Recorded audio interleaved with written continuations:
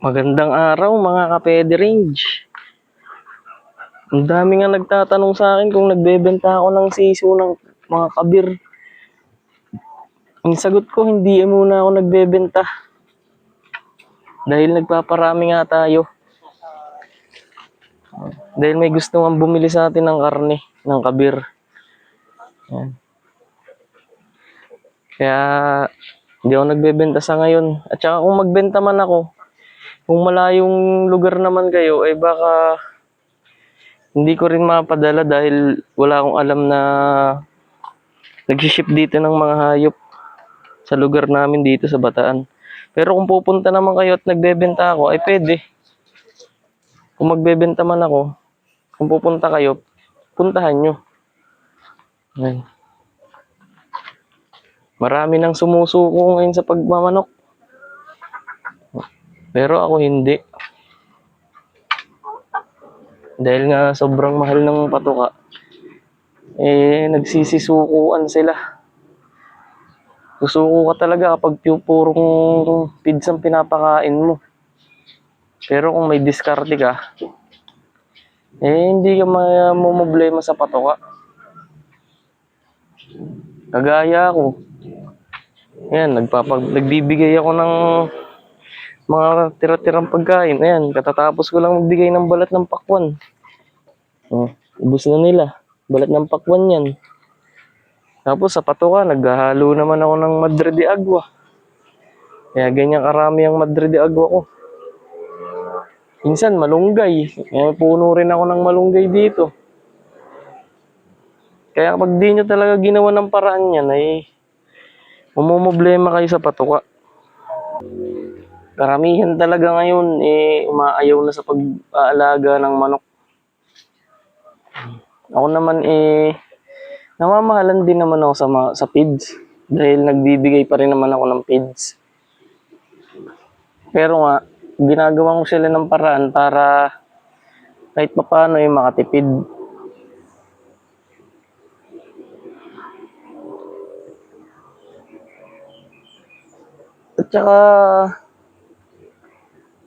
At saka ano naman to. Kaya naman ako nagmanok. Ang dahilan ko rin naman, libangan ko lang din naman dito sa likod bahay. Kaya ako nag-aalaga din ng manok. May nangitlog. Ingay.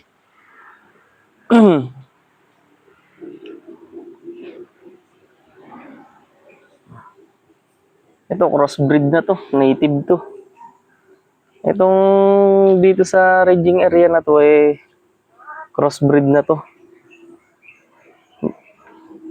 May mga crossbreed na ako dito. Pero yung sa kabila doon, purong kabir yun. Sa breeding area na dyan.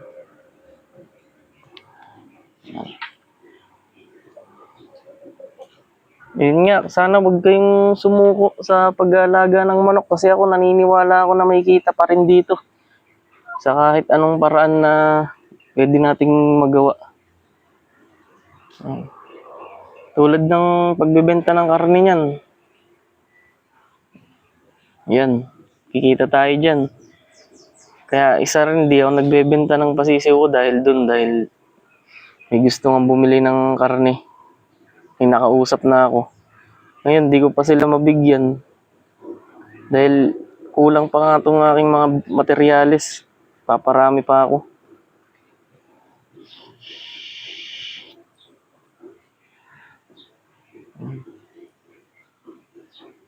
Ang ganda ng inahin na itong kabir na to. Ito, purong kabir to.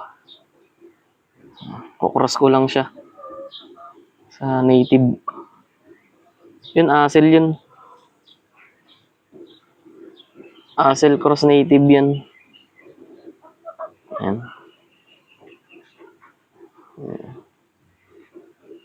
Ayan yung tandang na yan. Asel cross native.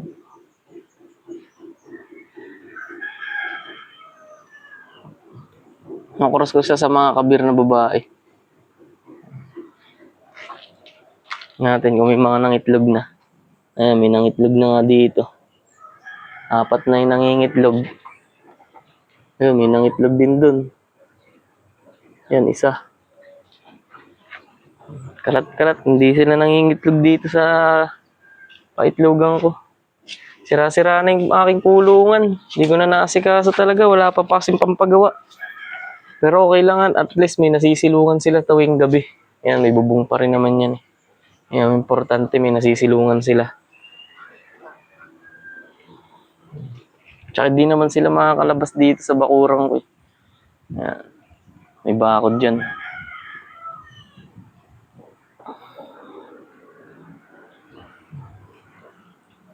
Sana wag pa rin kayo tumigil sa pagmamanok dahil naniniwala talaga ako na may kita pa rin kahit papano.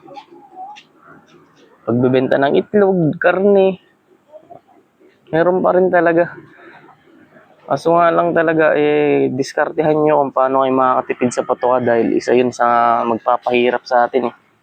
Kaya ako, kung anong pwedeng ihalo sa patoka nila, hinahalo ko talaga.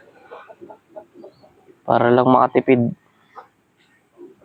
Kasi kung di naman natin gagawin yun, talagang siguro wala na rin akong manok ngayon.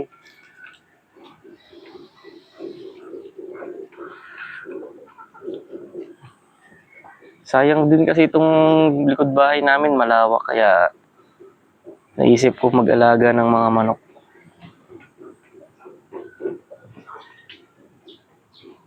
Bakit kabir ang inalagaan ko?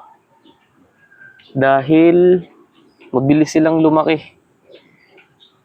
Malaki ang katawan. Tapos kalasa siya ng native. Ayun nga, kalasa siya ng native. Pero hindi siya kasing sarap ng native talaga.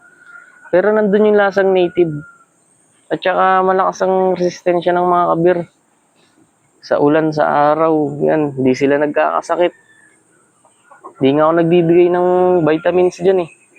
Bawang lang ang binibigay ko sa painom ng tubig dyan eh. Yan. Bawang, minsan luya. At saka, hindi ko sila masyadong pinapataba dahil gantong panahon, nakaka-stroke sa kanila dahil nga sobrang taba nila, malaking katawan nila. Kaya ginejeta ko pa rin yan. Kaya ang binibigay ko dyan sa kanila 100 grams lang. Hindi ko sinusunod yung 110 grams per day. Minsan nga 90 lang eh. Lalo sa hapon, pag nakikita kong busog pa sila, 90 grams lang binibigay ko kaya nakakatipid pa rin ako. Pero dito sa mga breeder ko na pure kabir, ang binibigay ko dyan, pure feeds ako dyan sa breeder ko na itong 5. Yan.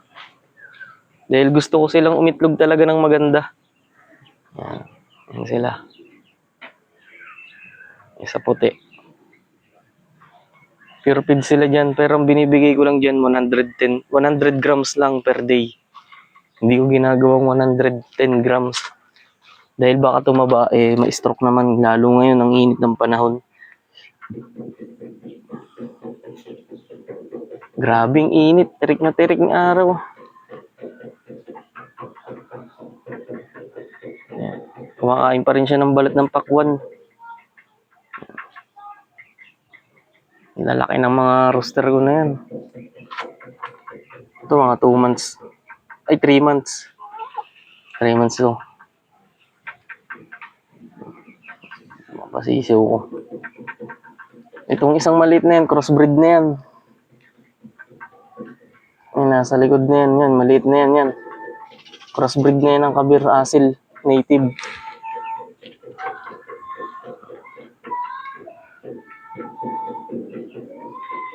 Sana makabenta na nga tayo ng karne nito. Para kung sakaling magustuhan tuloy-tuloy. Dahil naniniwala talaga ako na may kita pa rin talaga sa pag-aalaga ng manok. Depende na lang sa inyo kung paano diskarte ang gagawin nyo.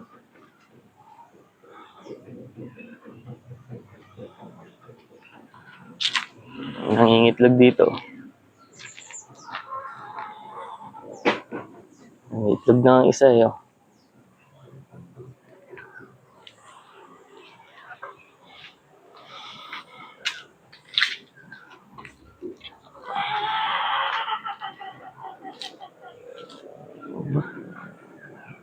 Sarap dito pagka naiinip ako dito sa bahay. Tumatambay ako dito sa loob ng reading area ko. Pinapanood ko lang sila, pinagmamasdan ko lang sila. Nakakaalis kasi ng stress. Nakakabawas kahit papano. Sarap kasi nila panoodin eh. Ano pag ganyan. Napanood ko sila. Tutuwa ako. Isa rin yan, kaya nag-alaga ako dito sa likod bahay namin ng manok. Ayun lang, hanggang dito na lang mga Pwede Range. Sana suportahan nyo tong YouTube channel ko. Kung gusto nyo magkaroon ng idea kung paano makatipid din sa mga patuka, sa mga bago dyan, sa mga hindi pa nakakaalam. Subscribe nyo para subaybayan nyo yung mga bawat video ina-upload ko tungkol sa pag-aalaga ng manok. So bago pa lang dito sa channel ko, baka pwedeng pa-subscribe naman. Tsaka pa-like na rin. Hanggang dito na lang mga Pwede Range.